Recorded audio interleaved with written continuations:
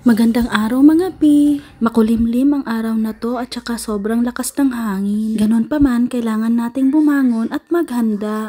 Pasko na naman at naging tradisyon na sa ating mga Pilipino ang maghanda ng aguinaldo at iba't ibang pagsasaluhan sa Noche Buena. Namili rin pala ako ng mga pangregalo tulad ng mga spaghetti package at naisip ko rin na bilhan na rin si Mansoy ng kanyang laruan. Matagal niya na kasing nire-request ang isang remote control car kaya yun ang ibibigay natin sa kanya. Pati si Moy ay binilhan ko na rin ng bago niyang kainan, yung stainless para hindi na mag-crack-crack. Nang makauwi nga kami ay inayos na namin yung mga pinamili at sineparate na namin yung mga pangregalo tulad ng mga spaghetti package. Talaga nga namang nakaka-excite lalong-lalo na ang magbalot ng iba't ibang regalo na ipamimigay natin. Bukod nga pala sa mga panghanda sa Pasko ay dinagdagan na rin natin ito ng dilata at saka bigas. Siguro nagtataka na kayo kung kanino natin ito pamimigay mga bi. Ipamimigay natin ito sa ating mga kapitbahay at tiyak na matutuwa sila sa ating munting regalo sa kanila. Sunod ko ngang ginawa ay nag-prepare na nga ako ng kinilaw para sa pananghalian natin mga bi. Sobrang tagal na rin kasi na hindi tayo nakakatikim ng kinilaw kaya naman sobrang nagre-crave ako dito. Mabuti na lang talaga at nakakita tayo ng fresh na yellowfin kanina. At bukod doon nakakita rin tayo ng murang pipino. Kasi alam nyo mga bi, sobrang nakakalula ang presyo ng ibang mga gulay lalong-lalo na ang kamatis at saka bell pepper sa palengke. Nang mahugasan ko nga ang yellowfin ay sinet aside ko na ito at sunod ko ang hiniwa-hiwa ay yung cucumber. Medyo nagmamadali na nga ako kasi gutom na rin yung mga kasama ko dito sa bahay. Ilagyan ko na nga lang ito ng ground peppercorn,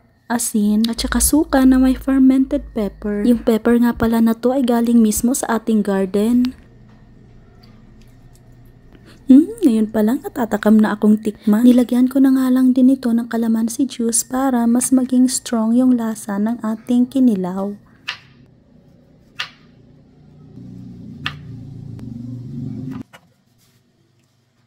Kung gusto nyo medyo maanghang ang inyong kinilaw, pwede nyo po itong dagdagan ng sili mga bi. Dahil medyo may irritation yung ating throat mga bi, hindi muna tayo naglagay ng sili. Mas dinamihan na lang natin yung luya at saka sibuyas para magkaroon ng konting anghang. Ayan at natapos na ang ating kinilaw, magtatabi na lang tayo nito para sa ating Christmas Eve. Sunod ko ngang prepare mga bi ay ang ating macaroni fruit salad kasi favorite to nila Mika at saka ni Mansoy. Tiyak na matutuwa sila nito mamaya kapag nakita nila na isa sa menu na prepare natin ay ang macaroni fruit salad. Mas maganda nga sana kung nalagyan natin to ng buko, kaya lang hindi practical kasi sobrang mahal ng buko ngayon sa palengke. Akalain nyo po ba na ang 1 kilo ng buko ngayon na pang salad ay nagko-cost ng 150 pesos? Kaya sabi ko kanina sa kasama ko, wag na lang buko ang ilagay natin, macaroni na lang. Masarap din naman ang macaroni sa fruit salad. Nilagay ko na nga to sa isang container para hindi tayo mahirapan maglagay mamaya sa ref. Maliit lang kasi ang space nito.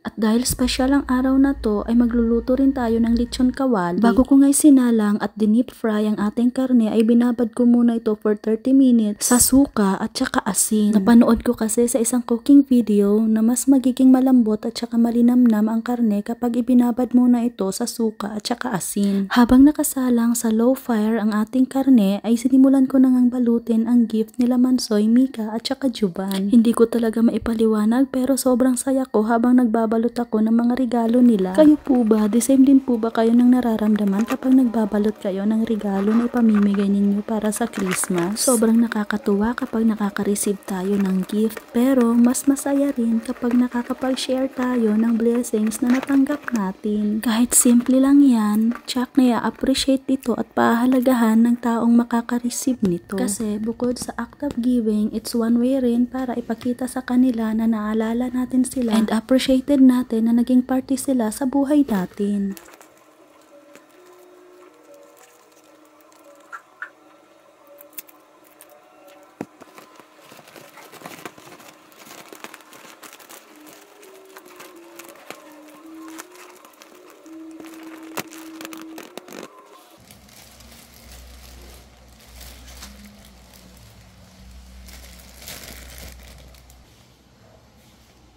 Ayan, at natapos na tayong magbalot mga be at malapit na ring maluto yung lechon kawali natin. First time ko nga itong niluto kaya very excited ako at medyo kinakabahan kung magiging okay ba ang kalalabasan nito. We are expecting na maging juicy at saka tender ito mamaya kapag kinain natin. Bukod sa lechon kawali ay nagluto na rin nga pala tayo ng chicken skin at saka fried chicken kasi yun yung mga favorite ni Mansoy. Pati nga rin ako ay sarap na sarap magpapak ng chicken skin lalo na kapag merong suka. Napagdesisyonan na nga rin namin na gumawa ng hotdog with marshmallows. Iba talaga kapag may bata sa bahay kasi halos lahat ng handa mo ay yung magpapasaya sa kanya. Ayan at malapit na tayong matapos. Munti man tong handa natin, ang importante ang pag-alala natin sa kapanganakan ni Jesus Christ. Tsaka thankful tayo sa patuloy na paggabay niya sa atin at tsaka sa mga blessings na binibigay niya sa atin. Nang naihain at tsaka naihanda na nga natin lahat ay tinawag na natin sila Juvan, Mika at tsaka si Mansoy para sabay-sabay kaming kumain. Tuwing dinner lang kasi kami nagkakasalo-salo at mas espesyal ngayong dinner na to kasi Christmas Eve ngayon. Nakakatuwa talaga yung reaksyon ni Mansoy nang makita niya yung handa natin at saka nang makita niya yung gift na binigay natin.